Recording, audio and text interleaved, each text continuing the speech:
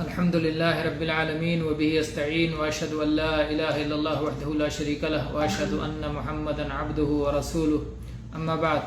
قال شيخ الاسلام محمد بن عبد الوهاب رحمه الله: ودليل الرجاء قوله تعالى: فمن كان يرجو لقاء ربه فليعمل عملا صالحا ولا يشرك بعبادة ربه احدا. گرامی قدر مشاہدین، جیسا کہ آپ جانتے ہیں، عقیدہ کے دروس کا سلسلہ جو اصول ثلاثہ کی شرح پر مشتمل ہے، اس میں ہم اللہ کے فضل سے اس مضمون تک پہنچ گئے ہیں کہ ہر عبادت کا حقدار صرف اللہ تعالی ہے. کوئی بھی عبادت اگر غیر اللہ کے لیے کی جائے گی تو شرک ہوگا. اور اس میں ہم دعا کا تذکرہ کر چکے کہ یہ عبادت ہے جو صرف اللہ کا حق ہے. خوف کا تذکرہ کر چکے کہ یہ عبادت ہے اور صرف اللہ کا حق ہے. اور اب یہ بتا رہے ہیں کہ الرجا یعنی امید رکھنا یہ عبادت ہے اور یہ اللہ کا حق ہے.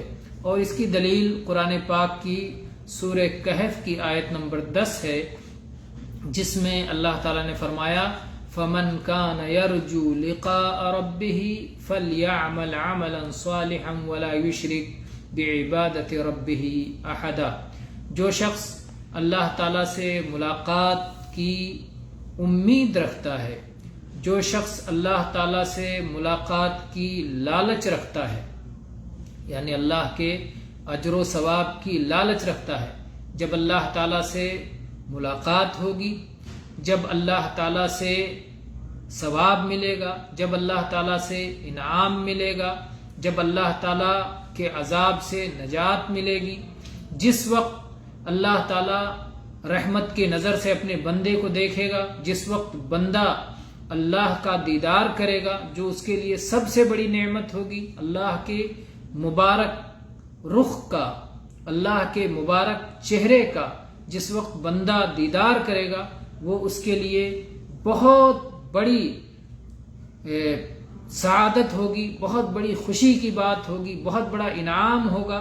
تو جس شخص کو اس چیز کی امید ہو تو وہ نیک اعمال کرے. صرف امید رکھے. امید دو طرح کی ہوتی ہے.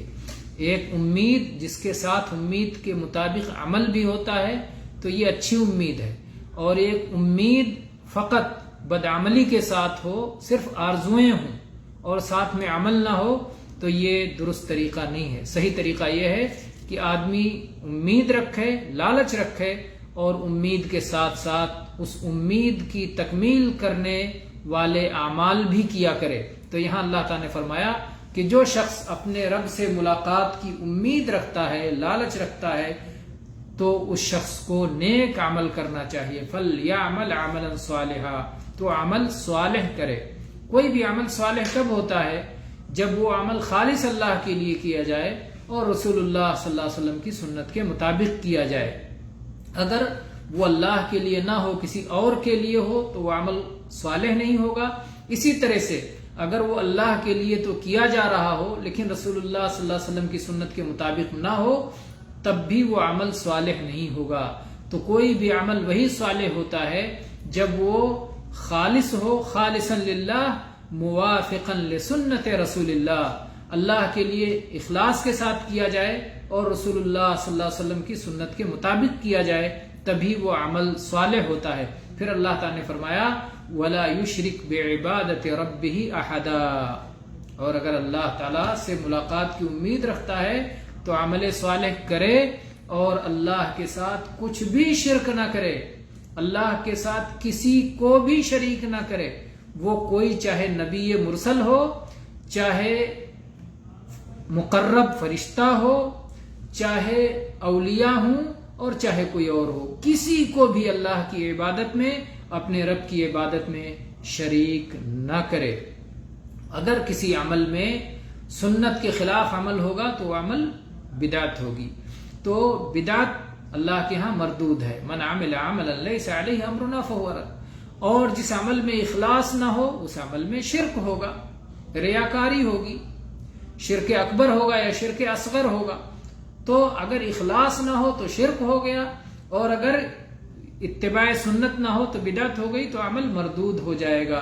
تو ایسی صورت میں وہ عمل قابل قبول نہیں رہے گا۔ اللہ تعالیٰ سے دعا ہے کہ اللہ تعالیٰ ہم سب کو ساری عبادات خالص اپنے لیے کرنے کی توفیق عطا فرمائے اور سنت کے مطابق عمل کرنے کی توفیق دے تاکہ ہمارے اعمال قبول ہو جائیں۔